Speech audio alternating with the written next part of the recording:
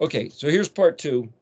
And in talking about Revelation 7, so the question is, well, who gets sealed on their forehead? And the other interesting thing about that is it doesn't exactly say forehead. The words there are bet yod tav, and then the word ayin yod nun, yod he vav nun. Well, the word between in Hebrew is bet yod nun. This is bet yod tav. Bet, ayin yahun. Well, the nun is the plural suffix meaning our, O-U-R, or maybe their, plural, T-H-E-I-R, and ayin yodun is eyes. So it's translated forehead. Seal the servants of Elohim on their forehead. But that word seal, dalet nun chet tav vav mem. So nun is like this lightning bolt of actioning. Chet tav vav mem is the seal, but vav mem is, well, yod mem is plural, chet tav mem. But nun chet, like Noach, means to descend, to come into a landing, comfort. So you could say that the seal is to impose a comfort upon the servants of Elohim.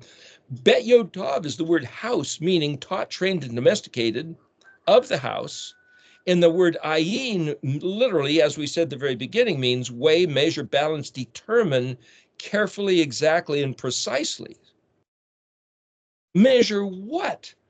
Weigh, measure, balance, and determine. The Bet Yod Tav, what it means to be with my covenant, in my covenant, through my covenant. Bet Yod Tav. What are the meanings? What is the value of the letters? Bet, with, Yod, bet me, with me, in me, through me, Tav, sign of the letter of the alphabet, the meaning of the symbol of the letter of the alphabet of my covenant, the promise. Taught, trained, and domesticated, what it means to be of my house. What does it mean to be of his house? So I was talking to somebody earlier in the week, bringing up Deuteronomy 13. Now the question is, who is our Elohim?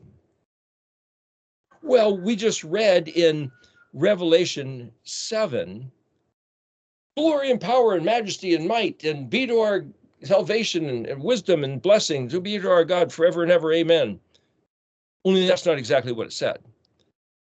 It was talking about smoking and battering ram, and draw a parallel between complaint, wisdom, and blessing and wisdom. What does that mean? Does that mean we should say he's blessed? Consider that we're blessed if we're his? Consider that he has wisdom, or that she should get wisdom, or that he's the giver of wisdom? I mean, we could throw these words up and say, to him be glory and honor, sure. Let him be magnified in value, cum laude, praise. Yeah, but he can't be raised in value. He's already at the supreme value. He can't be blessed. He's the giver of blessing. He can't be given wisdom. He's the source of all wisdom. But all I can say is, whoever learns to read can certainly get those things from him. We're called up to his stature in that regard if we learn to read.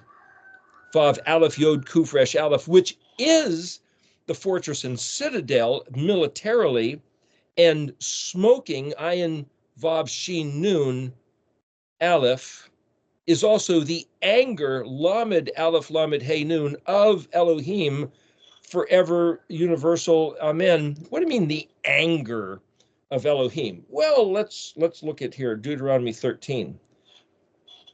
The word that I command you to observe, you shall observe to do. You shall not add to it, and you shall not subtract to it. If he says, I'm commanding you a certain word as the military commanding officer, do not add and do not subtract. Well, then that means don't change the Sabbath day from the seventh day to the first day. It also means don't change Pesach to Easter. Don't make Sukkot, Thanksgiving Day, or Christmas Day. It means keep the Moedim what the Moedim are. We talked about that last week. And we also said, why would somebody, anybody, hypothetically, just reasonably, why would somebody, thank you, St. Constantine, take it upon themselves, hey, Council of Nicaea with a few hundred bishops, archbishops from around the world at that time, all in agreement together? What party of people, compared to the party we saw up there in Revelation 7, you know, if the party of the elders, the 144,000, the angels, the cherubim, you know, the four-faced guys around the throne, if all saying, to you be, you who are the source of truth and kadoshness. Well, the kadosh truth is in Leviticus 23. It just is. That's what that stuff is. Well, then the party gathered at the Council of Nicaea to change it is, now remember, we need to, that battering ram, that Kubal, Kufav Bet Lamed, there seems to be some sort of a complaint and a grumble. That's why they thought they needed to change it. And the battering ram, this conflict, removing or receiving opposition, draw parallel between. See, for us to say there needs to be a standard by which to measure everything else so we can draw a comparison. Well, how do you do that? By learning how to read. If you read what did Yahuwah say, then you can take what somebody else said he said and compare it. What I'm trying to do. So I don't see certain words from the Aramaic that are put into English, but I can look at the words and I can look at the letters and I can see what did Yahweh say. And then there's the famous chapter of Deuteronomy 13. If there should stand up in your midst a prophet, a dreamer of dreams, and he produced to you a sign or a wonder, and the sign of the wonder comes about, which he spoke to you, saying, let us follow gods of others. Well, that word gods of others is Elohim Acharim. Achar is other, next, different, strange, to come in the future, delayed. Something that's happening now and then something in the future. Well, this was Moses, and so 1,500 years in the future, delayed from that present time, is Yeshua. So if Yeshua says he's some kind of prophet or a dreamer of dreams, and he says, let's follow gods of others that you did not know, and we will worship them.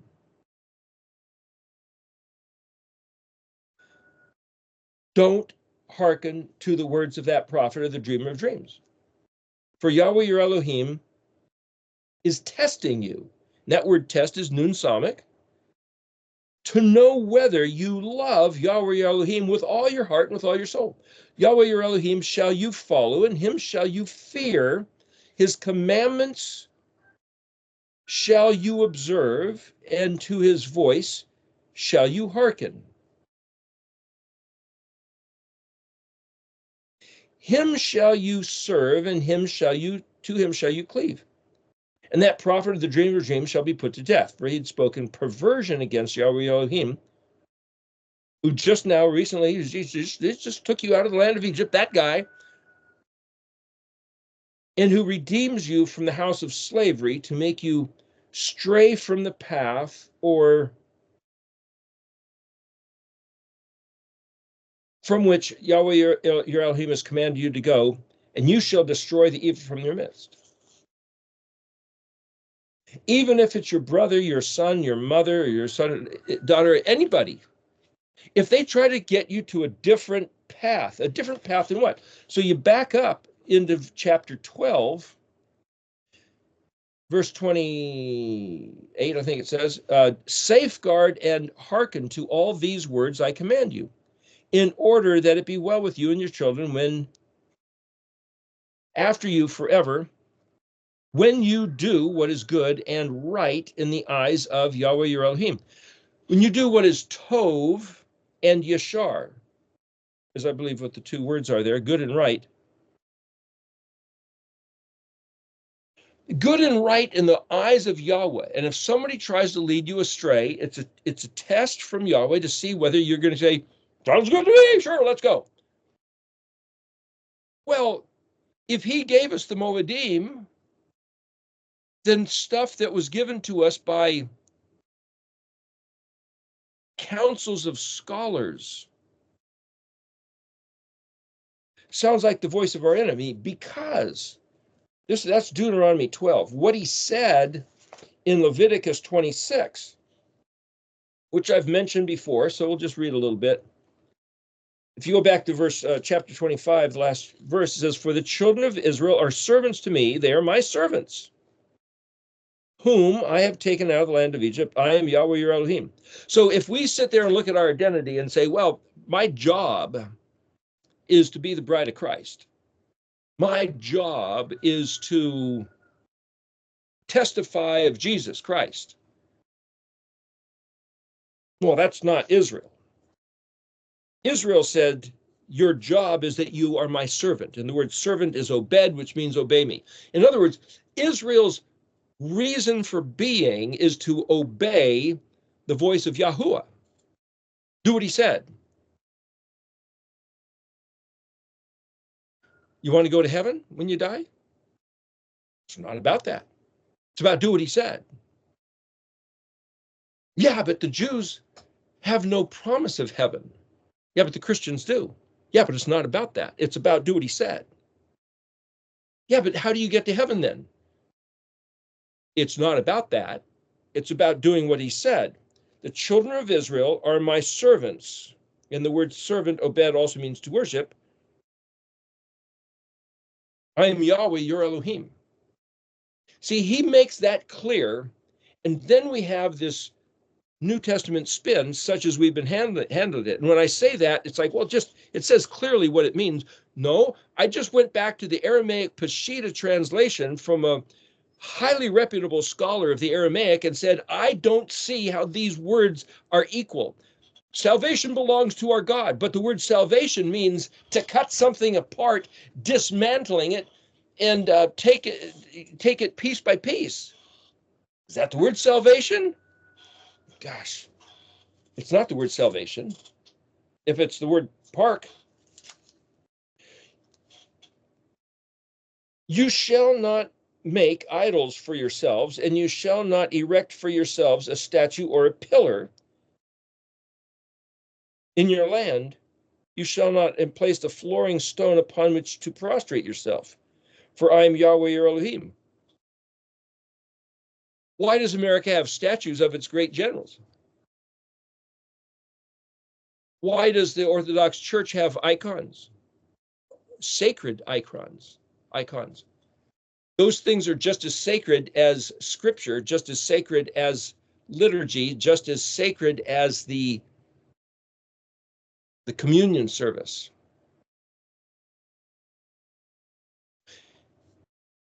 Just as sacred as the saints themselves.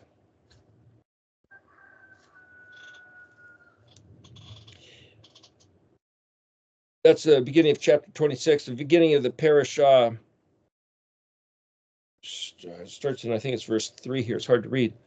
If you will follow my decrees and observe my commandments and perform them, then I will provide your rains in their time. See, if I just say, read it, rain in their time, that the word rain means it's actually happening. I will provide what actually happens in your time, and the land will give its produce, and the tree of the field will give its fruit. Your threshing floor will last until the vintage, and the vintage will last until the sowing. You'll eat your bread to satiety, or that until you're satisfied, and you will dwell securely in your land. I will provide peace. See, he's saying, I'm your Elohim, and this is what I'm going to do if you do what I say. But if you don't do what I say, all hell's going to bust loose on you. So if you finish reading in chapter 26, if you get down to verse 14, so 13 verses, he says what the blessing looks like. But if you will not listen to me and will not perform all these commandments, if you consider, if you think in your attitude, my decrees loathsome, if your being rejects my ordinances so as not to perform all my commandments, so that you annul my covenant, then I'll do the same to you. I will assign upon you panic, swelling legions, burning fever, which cause your eyes to long and your souls to suffer. And then he goes on for like 50 verses. So this guy that wants to praise and glory and honor is also the battering ram of grumbling and complaint. If we want to grumble and complain, he gives us the thing to compare it to right here. And he says, you're my servants, Israel. That's what you're called to. Now, if you want to be a Christian and you want to get saved, ask Jesus in your heart so you can go to heaven, and that's your consciousness and that's your reality, and this is Easter Sunday to you, or maybe the different calendar. Maybe that's true. I don't know. Maybe that's true. Go ahead and do that. I'm not saying you're an idiot, because that's what's being taught by the scholars. But if they tell you that this is done away with, that's not true. See, I'm saying if there's something to what they're teaching and you want that, then you should go for that. But I'm seeing here that Yahuwah says to Israel, you only exist to listen to my voice and do what I say and be the example of who I am to every other nation on the face of the earth. I am Yahweh your Elohim, Yodevav Zavot, the Elohim of Israel. Is this identity captured, retained by the Moedim of the Shabbat and the 7 Pesach, unleavened bread, Shavuot, Yom Teruah, Yom Kippur, Sukkot, and Shemini Atzeret. These Moedim retains his identity, and Israel's job is to keep those Moedim in order to bless him and to glorify him and to say, yes, we think he's a wise one, so we will do it so that we will have the wisdom that is in unity, echadness with him. And when Yeshua said, I only do the things I see my Father doing and say the things I hear him saying, it was this stuff. And if somebody else says, yeah, but once he died on the cross, he then gave the Christians a whole different covenant where they don't have to do any of that stuff. So they get to go to heaven. Are they the ones that are going to be around the throne? Because see, if you go to Deuteronomy 28, or it's a parallel chapter, verse 15, but it will be that if you do not hearken to the voice of Yahweh your Elohim, to observe, to perform all of his commandments, all of his decrees that I command you today, then all these are the curses that will come upon you and overtake you. Accursed you'll be in the city, and accursed you'll be in the field. Accursed will be your fruit basket and your need. And then for about another 50 verses, again, there's about 15 verses in Deuteronomy 28 where he says what the blessing is and what the curse is. And so these souls that are under the altar, and they'll say, when will you avenge our blood that these people, that the enemies have killed us according to your word, according to what you allowed? Well, if he allowed 2,730 years of like seven times upon you, that was in Leviticus 26, like your vow, like your curse, for breaking the vow 7 times. Northern Kingdom, 390, Ezekiel chapter 4, 2,730 years, 7 times 390. And for them to say, how long are you going to let this go on? Not just a little bit longer. Well, when was that? Do we have a little bit longer now? Or is that a little bit longer back then? Well, when is the hope for him stepping up to the plate and doing what he said? So here we have Isaiah 29. Inasmuch, verse, I think it's 17, inasmuch as this people is drawn close with its mouth and with its lips it has honored me, yet it distanced its heart from me. Their fear of me is like rote learning of human commands. Therefore, behold, I will continue to perform more wonders against this people, wonder upon wonder. The wisdom of the wise men will be lost, and the understanding of its sages will become concealed. Well, then I can't necessarily trust the wise men and the sages, even if they sound like they're singing praise and songs of adoration.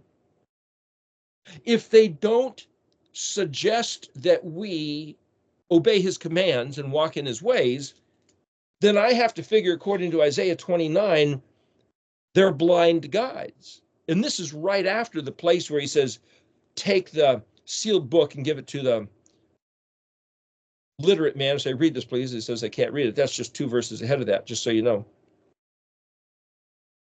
And he goes on to say in verse 18, on that day, the deaf will hear the words of a book, and from darkness and blackness, the eyes of blind people will see. How can that be? Well, if you look at the word for dark and black, it's one of the words actually used here, I believe in Revelation 7. Only it's hard for me to read now. I can't find my glasses. But what I'm saying is, it looks to me from analysis, understanding the Paleo-Hebrew, understanding the pictographs, is what will allow somebody to see and hear, though they're deaf.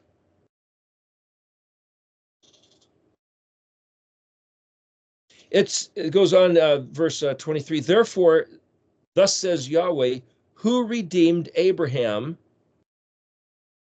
and the house of Jacob. Jacob will not be ashamed now, and his face will not pale now when he sees his children, my handiwork in their midst, who will sanctify my name. How do you do that? Make Kadosh his Shem. They will sanctify the Holy One of Jacob, the Kadosh One of Yaakov, and revere the Elohim of Israel.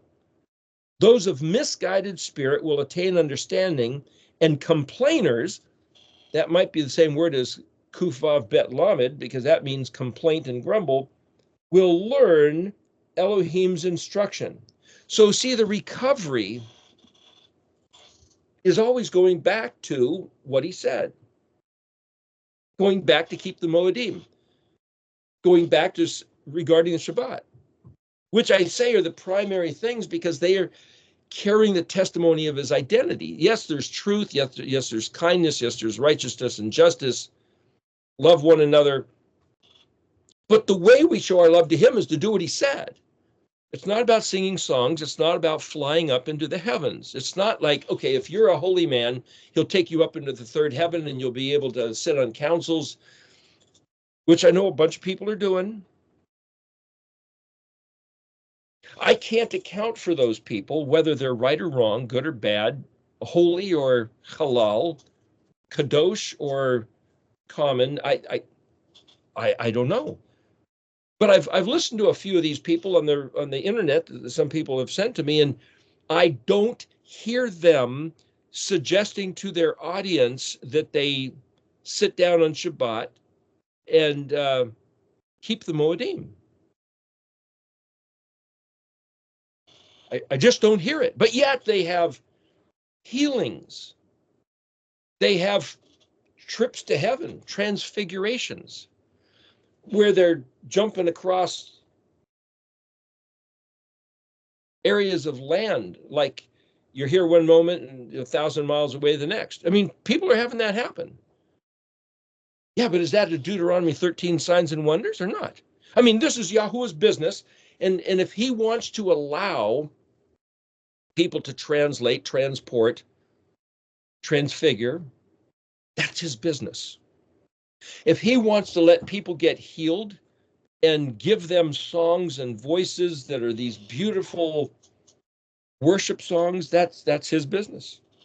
But what he said of Israel is, your job is to be my servant, listen to my voice, and do what I said.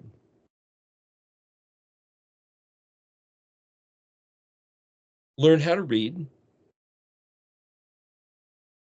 and lift up my name. Sanctify my name. How do you make Kadosh the Shem of Yahweh? Well, what's the Shem of Yahweh? If it's Yodevavhe, how do you pronounce that properly?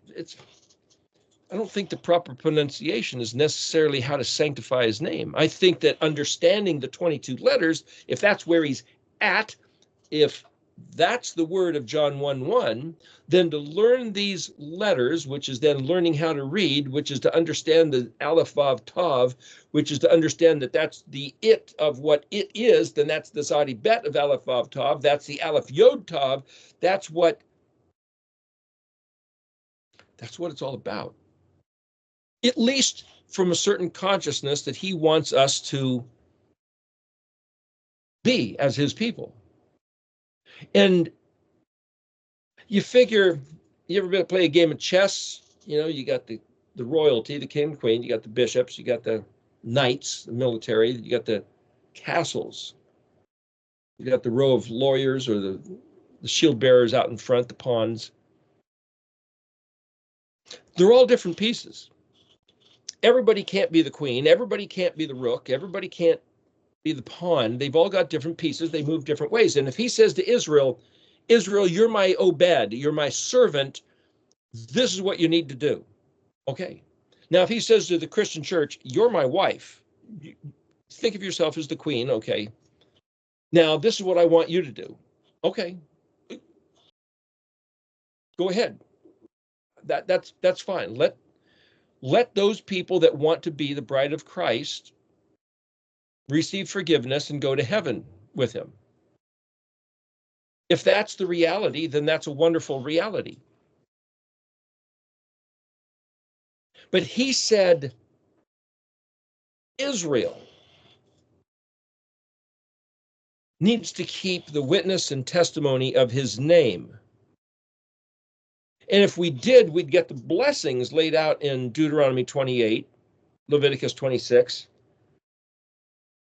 And it's to walk in his ways is a fortress of protection. And if he's going to put a seal on certain people, if I go back and read what this verse says about putting the seal on,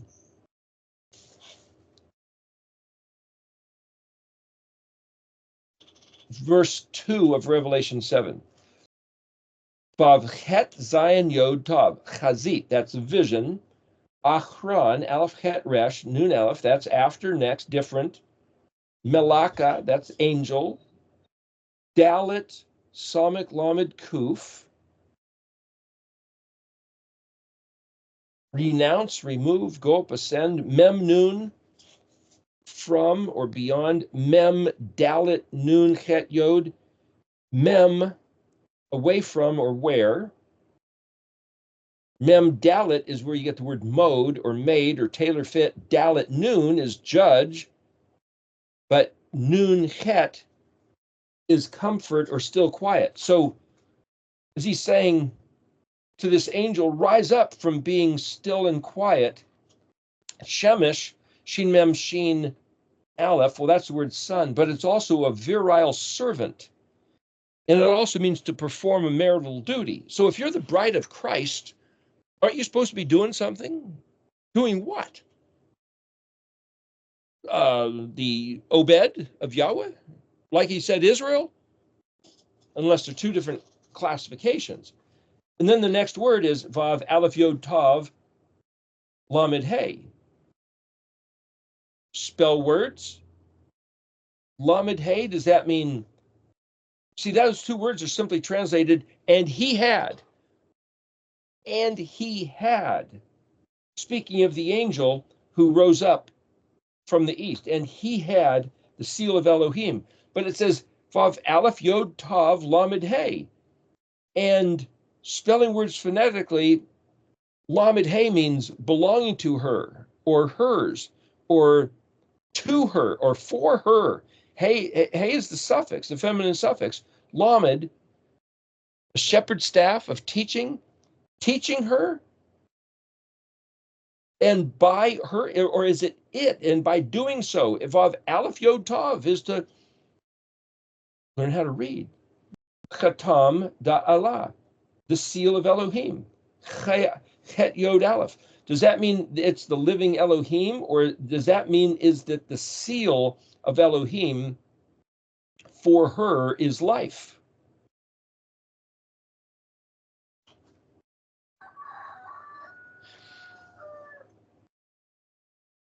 How do you translate this sentence? As a diligent servant, Shemesh. Was that the angel, or is that her, Israel? Instead of doing nothing, comfort, quiet, rise up to the exalted, curled, trilled, esteemed highly, the hidden arms, cash, remove, renounce, paid off. What's paid off? The 2,730-year curse, maybe? And call out in a loud voice to the four angels, increase, multiply. Hey, Nun, Vav, Nun. Dalet, Alet, Tav, Yod, Hey, Bet. Well, Dalet's prefix, Aleph, Tav could be the prefix, Aleph, Tav, Yod, Hey, Bet. Well, Hey, Bet is give. But Tav, Yod, Bet, Vav, Aleph means answer or respond. Similar to Ayin, Nun, Hey. Then here's this word, Lamed, Hey, Vav, Nun.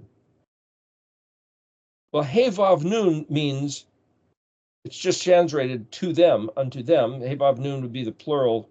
But Hey, Vav, Nun in the dictionary means riches, wealth, to dare, to venture, to capitalize. Hey, Vav, Nun, Aleph, Hey means deception, fraud, wrong, overreaching, harm. And then the word Dalet, Nun, Hey, Resh, Vav, Nun. Well, Nun, Hey, Resh, Nahar. Nahara is a river, means to flow, stream, shine, or beam. And then Lamed, Aleph, Resh, Ayin, Aleph is the earth, and then Vav, Lamed, Yod, Mem, Aleph is the sea. So it says to the four angels, don't harm the earth and the sea. But what it says is the seal of Elohim of life given to those who answer the deception by shining and beaming and flowing like a river. Verse 3, say, do not hurt the earth and do not hurt the sea. And then here's the word Vav, Aleph, Pei, Lamed, Aleph. Well, Aleph, Pei, Lamed, that's the word gloom, misfortune, and dark. That's the word I was looking for a few minutes ago.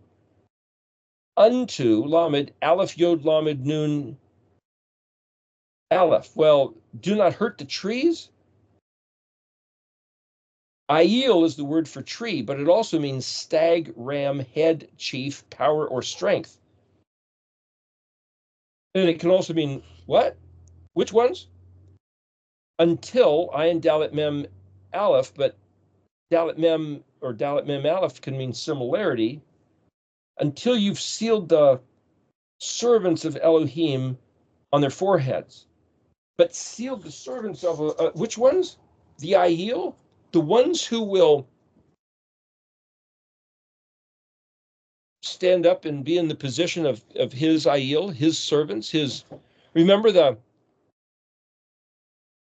when Gideon was going to fight and he had too many guys, so he said, well, go ahead and drink water. And some just laid down, put their face in the water, and there's no enemies around. And others held their weapons and their gear, and they just knelt down and then cupped the water with their hand. And those are the Aiel.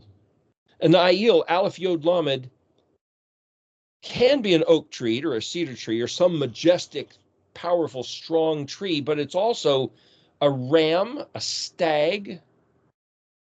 It's the strong of its kind, head chief, a bull. So when it says, and on the trees, don't let the wind blow in the trees, or don't harm the earth, the sea, or the trees. See, there's some people who are saying that if you're that a certain group of intelligentsia think they own commerce on the high seas, and that if you're a living man on the land, that puts you in a different jurisdiction. But is this saying that it's going to come down to trouble in both places? And what are the trees? Is it the big shots? But this other word, Aleph Lamed Pei Aleph, Aleph Pei Lamed means gloom, misfortune, or dark, but Pei Lamed Aleph is the word paleo, wonderful, marvelous, extraordinary, difficult, special.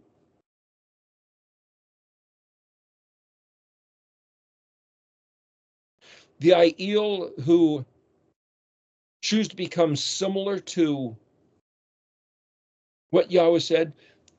My point is, and we're at the end of 2 hours coming up here pretty quick, is that if I read the Aramaic text, if I read the King James, they're not going to even address these things. If I try to look at these words, it's a bit confusing, but it's a bit confusing to try to read cuneiform or hieroglyphics or some other language that nobody knows. And nobody does this, or they haven't done it, or that it's not easily available. I mean, you can see the letters and you can read somebody else's translation and figure that's just what it is. But there seems to be a consistency that Yahweh wants his people, Israel, to give esteem to his Shem as a witness and a testimony across the face of the earth to the world. And that seems to be a different voice than the Christian church or even the Jewish rabbis' voice. Islamic voice. They can do whatever they think they should be doing. But there's something about his words, his commands and instructions, his Moedim, and his Shabbat. And just like we're not all the same chess piece on the playing board, maybe being Yahweh's a vote, he's got other people, other chess pieces, doing other things. And that's not my concern. If I'm the bishop and have to go on the diagonal squares, I shouldn't worry about the rook who goes on the perpendicular squares, or the knight that jumps this way, an L-shaped. We can work together, but it's like, well, who do you think you are? Who do you think you're called to be? And if I say, well, there's room, there's allowance for all the different voices, not for Israel. Because if Israel is called to obey the voice of Yahweh and observe his commands, then if he doesn't, he's going to be torn apart, millions of people dying, cities destroyed, many years, centuries, the land is going to lay vanquished and ravaged, and nature uncooperative to fertility until Israel comes back to listen to what he says. The interesting thing about the four corners of the earth that I made mention in the beginning, the word for, Aleph Resh Bet Ayin, well, the word Resh Bet Ayin also means to make fruitful, to fertilize. It's the same word as let the bees out so they can pollinate all the flowers. Let the bull out so that he can impregnate the herd of cows. Turn the rooster loose. The word for corner is spelled Zion Vav Yod Tav He. And literally that word in the dictionary is a corner. You go in this direction and you turn the corner and you go that direction, just like the corner of a square, a triangle or something. It's a different trajectory. Is there four corners on the earth? Or Zion He, or Zion Aleph Tav, or in this case, Zion Vav Yod, Zoe, can mean this. It's to point at something. So if you've got a straight road and all of a sudden you turn a corner, I mean, the thing that draws your attention is that corner. And when it says the four winds, that's that word four again, and the word ruach, resh vav chet aleph, is used for wind, but it's also spirit, mind, will, disposition. Don't let it blow on the earth. Don't let it, but the word earth is aleph resh ayin aleph. It's aleph resh zadi in Hebrew. Well, resh ayin is friend and companion, but it's also evil, wicked, harm, and calamity. It's also the root of the word for teruah, trumpet. It means noise, shout, to have a thought, an intent, and a purpose. So either you have the intent to befriend somebody, a companion, or you have the intent to cause harm towards your companion. It's the same word. One more interesting thing to run through is that I mentioned that the names of the 12 tribes, that there was going to be 12,000 from each, making 144,000, are not in the birth order. So it's like, well, what if there was a way to just read the order that they have here and say, what if you could look at the words and say they mean something? Just what if? Starts off with Yehuda. Remember, Reuben was the firstborn, and then there was Simeon and Levi, and then there was Yehuda. Yehuda was the fourthborn. But here in this list, Yehuda is the first. The word Yahod, Yod is the prefix, means he will. Hey Vav Dalet means to give praise and thanks, reverberating, resounding, echoing, glory and honor, and just, so it's an attitude as well as an action. Yahod. But here, interesting, they spelled the next name, Reuben, they spelled it Ruvel, Resh Vav Bet Yod Lamed. Well, this is Aramaic instead of Hebrew, but it's like, well, what difference does that make? I don't know. What does the word Ruvel mean?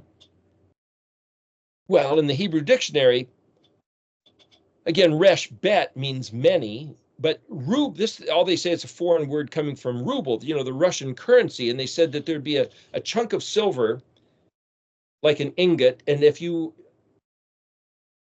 were to have some of that be given to you, they'd take off a chunk of it. Give me $1 worth of that $100 ingot of silver. You take a chunk off, now that silver's only worth 99, and you've got the one.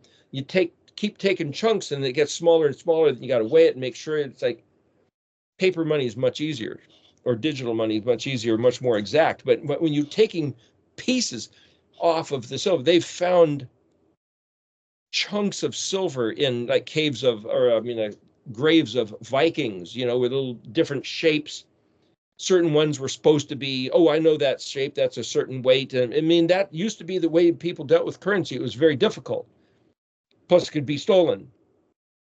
Unlike the stability of digital, where you just have a power glitch and they can take everything. But, the point is, the cut off corresponding equivalent from a bar of silver, that's Ruvel. But also Bet Yod Lamed means confused or without. Bet Lamed is the word for not. Remember, Reuben, because of one thing that he did, just one little mistake, he was kicked out of the firstborn status. Was he kicked out of the family for good? No, he was kicked out according to the corresponding equivalent, betrayed his father's trust. Well, haven't we all been guilty of betraying our father's trust? Isn't that Israel's Israel was called to a position of praise, thanks, and confession of what we did wrong. So why doesn't the entire church just say, hey, listen, it's been 2,000 years. We've given these guys a bit of a run. Let's just admit the error. Let's just admit the Sabbath day is not what we said. The Moedim is not what we said. Let's just make the correction. His name is not what we said. Let's just make the correction, go back to where we're supposed to be. Nah, ain't going to happen. Hasn't happened. Why not? Well, then in my estimation, they're being cut off. Ruvail is a corresponding equivalent from the high calling of Yehuda. The next word is Gad, where we get the same word for God, which is fortune and luck, but it also means to be cut down and destroyed, raided by a troop. Hey God, hey Gimel Dalet is a logical statement or something expounded. And you could say, well, those who worship God, the deity of fortune and luck, if it's not Yahuwah, and if it's his people suggesting that we worship God as an Elohim Achrin, differently than Deuteronomy 28 or Leviticus 26 says, then it's fitting that they should be raided and plundered. That's what the curse is of those two chapters. And Isaiah 30 talks about that as well. The next one was Asher. Only here it's not just Aleph Shin Resh, it's Aleph Shin Yod Resh, but it means confirm, authentic, strengthen, happy, and blessed.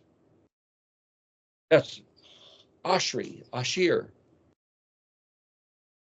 Well, let's suggest that there's a consciousness, a flow, giving praise and thanks, cut off according with the corresponding equivalent to the infraction, rated by, well, this almost sounds like the prophecy concerning Israel in Deuteronomy 28 and Leviticus 26. Prophecy concerning the lost 10 tribes, the northern kingdom.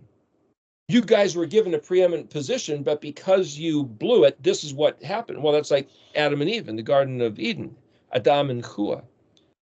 The next word is Naphtali. Twist, twine, perverted, wrestled, torturous, crooked, confusion. Yeah, that's what's been happening. In fact, we've got a good 2,000 years of that happening, as far as I can see. Then the next word is Manasseh, Mem Nun Shin Aleph, which means lifted, because Mem is the prefix of Nun Shin Aleph. Well, remember when Manasseh was born, Joseph said, I'm going to forget my previous existence and all the way my brothers ruined my life and tortured me, and now I've been made this vizier of Egypt and everything's different. But the word Mem Nun Shin Aleph literally means, Mem being the prefix letter of the one who or the place of, means lifted, raised, carried, high, exalted. But it also means the opposite: deceived, beguiled, married, pardoned, and forgiven. So if you marry somebody, you pick up and carry them, forgetting the past, forgetting, taking into it, you then absorb all their debts, as it were. Well, that's what Yahweh said he would do for us. If we're his people, he'd forgive us our debts and he'd pick us up and carry us, but we need to be his people. The next one is Simeon, Shin Mem Ayin Vav Nun, literally hearing and listening. That's our obligation if we're going to be his married, his bride, picked up and carried. And then Aleph Yod Samik Kaf Resh, Issachar. But see, it's spelled a little bit different here than in the Hebrew, but that means to dam up, shut up, stopped up, or sweetened with sugar. Well, if you study health, you realize to sweeten something with sugar is going to rot your brain and cause you all kinds of problems. Sugar is like one of the worst things you can eat. So what's happened? Gee, that sounds like the last 2,000 years of world history.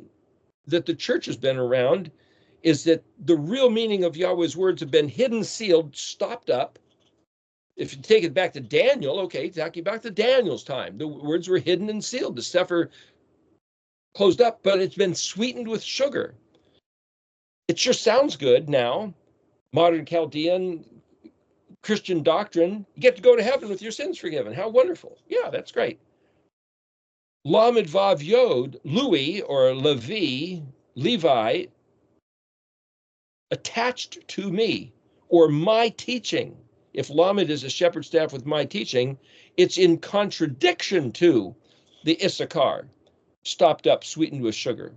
Then Zebulon, Zion Bet Vav Lamed Vav Nun, lofty abode, heaven, but also throwing dung or fertilizing. An airplane dropping fertilizer, you might say. That's just the picture of what the word means. A lofty abode in the heavens, throwing dung, fertilizing. Then Yosef, Yod Vav Samek Pei, he will accumulate. And then Benjamin, Bet Nun Yod, Beni Min, Mem Yod Nun. Nun Yod Mem Yod Nun means to prepare or appoint. Bet Nun Yod is my son. Nim Nun Yod Mem means sleepy or drowsy. So you could say in the word Benjamin is son of my right hand, sleepy, drowsy, prepared, or appointed. We're appointed to do what? We're supposed to be Yehuda.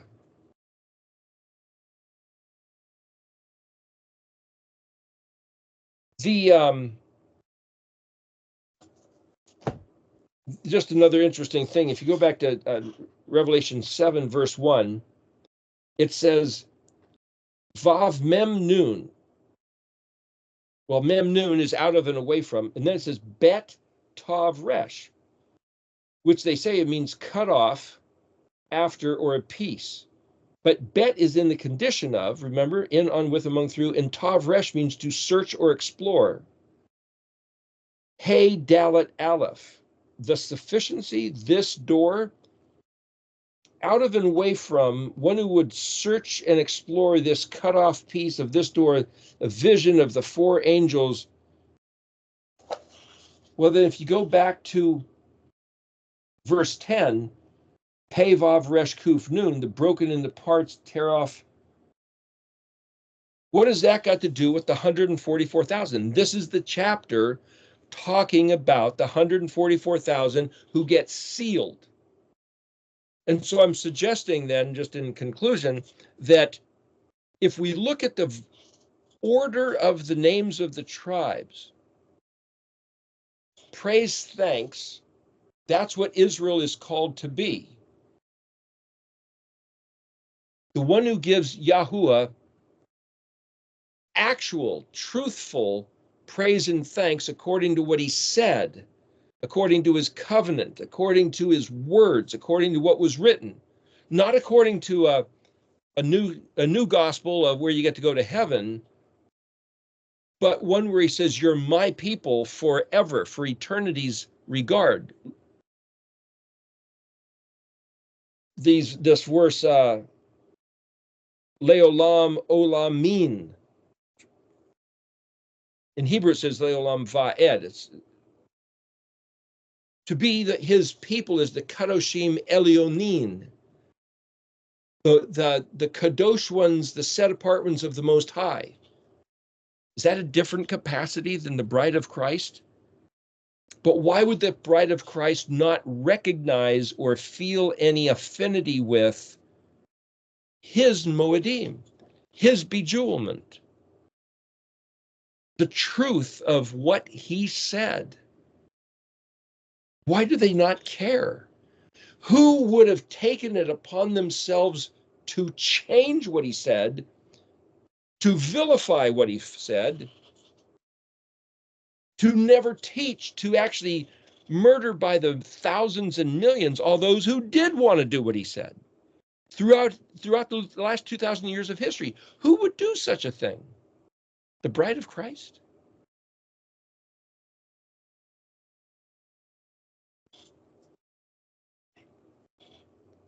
If the people who are Yahuwah's own, I'm your Elohim, you're my people.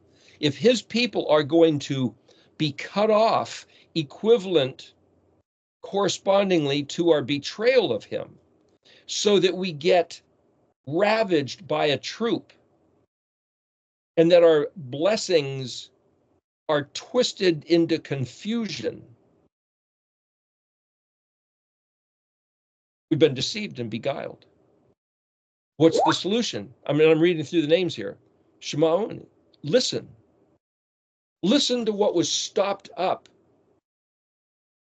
And sweetened with sugar, I could say it's kind of like read the words of the book. It'll be honey in your mouth. Though it's bitter in your stomach, just being known as this is what it means to be attached to him, Lavi. To be attached to the lofty abode in the heavens. Well, he goes on to say that, those that are his will be in his presence and that he'll feed them and provide for them. And it's like, yeah, but do we go to heaven or do we come back to the earth? Or maybe that's just a whole other weird thing that we don't even really know. He never did say, yeah, you get to go to heaven. Well, that's in Revelation and that's Christian model. But he said that the earth is for the righteous, walking on the ashes of the unrighteous. He will accumulate, Yeshua said, store up treasures in heaven by what? Doing what my Father said.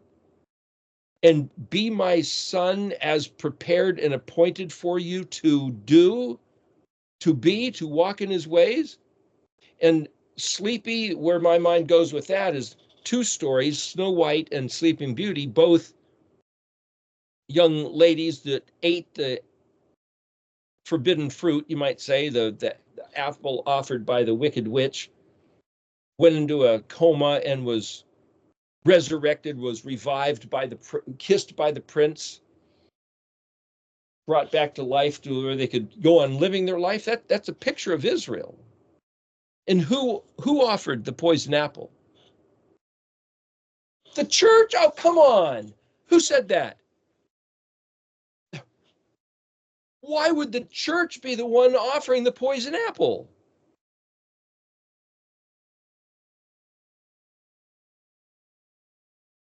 Well, it is what it is, I guess.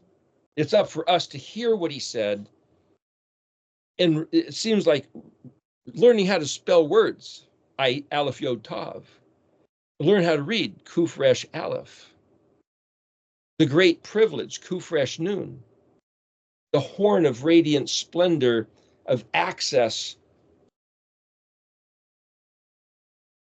Not only access to refuge where we can hide away, Aleph Yod Kuf Resh Aleph, but remember hearing a story once that, true story, I've mentioned this before, that out in the Columbia Bar here out of Astoria, there's a tremendous storm. Coast Guard ship was out there, and the new guy on the boat says to the captain, should we call for some help? The captain said, we are the help. It's like, there is nobody else to call. Yahweh's got Israel. That's it. Oh, you can call on some angels, but that's not the way it works. Those guys are different agents in the game. Israel is his military force. Israel is the ship built to weather the storm. The ship that was built to weather the storm is not safe anchored in harbor. It'll get ripped apart anchored in harbor, smash into the dock, anchor ripped out of its. The safest place for the ship who's built to weather the storm is out on the open sea, weathering the storm. That's what we're called to be.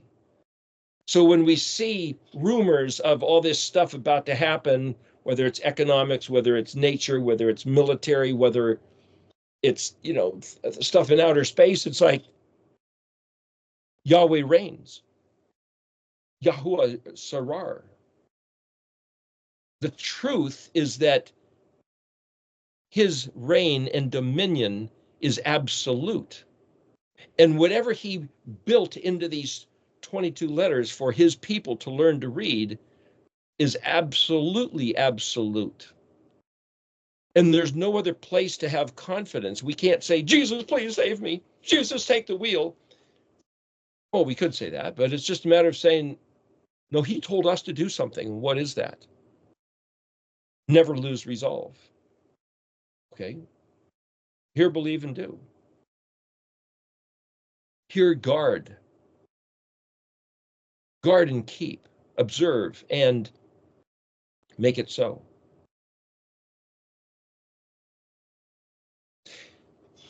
His contention, his battering ram, the whole idea that our Elohim will turn his attention from conflicting with Israel once Israel comes back to him.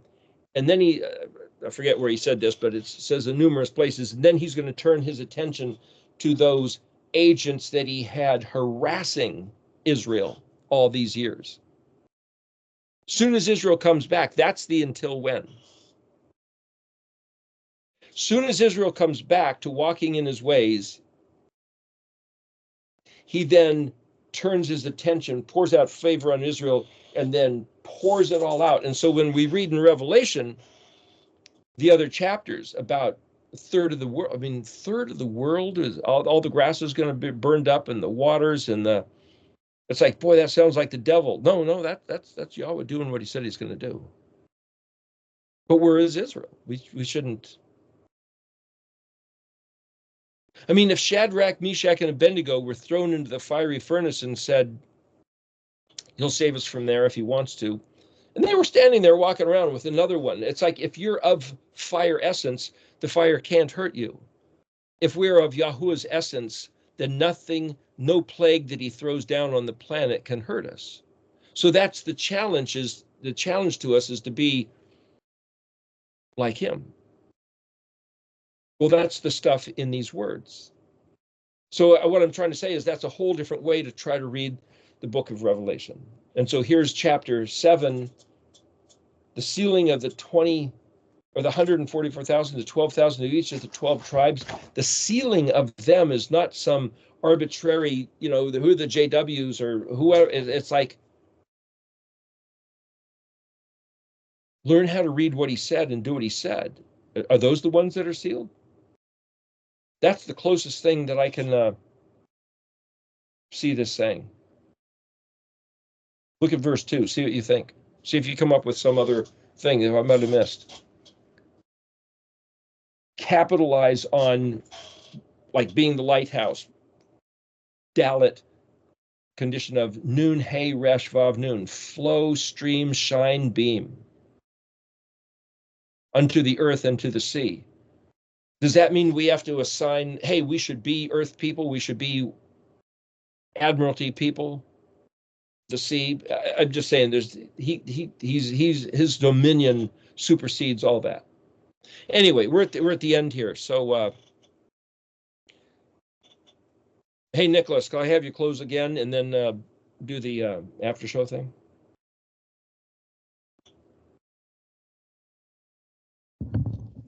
Sure thing. I think there's an echo. Sure thing. I didn't hear the echo. Go ahead. Oh. Okay. Abba Father, Yahweh, thank you so much for everything you have provided for us. We have it right in front of our faces, right underneath our nose. We just got to look a little closer and trust and believe and do and hear and work it out and see it to the end. Give us vigilance and diligence, and give us joy and wonder and amazement and imagination to see your words. I pray you give us the strength and discipline to not only walk out what your word says, but to write it out, dotting all the T's and crossing all the I's, or the other way around, in your Paleo Hebrew. And I pray we can all work together, and someday we may be able to just speak about your Paleo Hebrew in Paleo Hebrew, no longer needing English And I pray for Karen. I pray she is uplifted with hope. I pray she is healed and feels much better. I pray you give her the understanding to see it through, and the hope and the belief and the trust and the faith and the strength to see it through. Get the job done to win the race. Amen. Thank you, Yahweh, and thank you, Eric, and thank you, everyone. Thank you.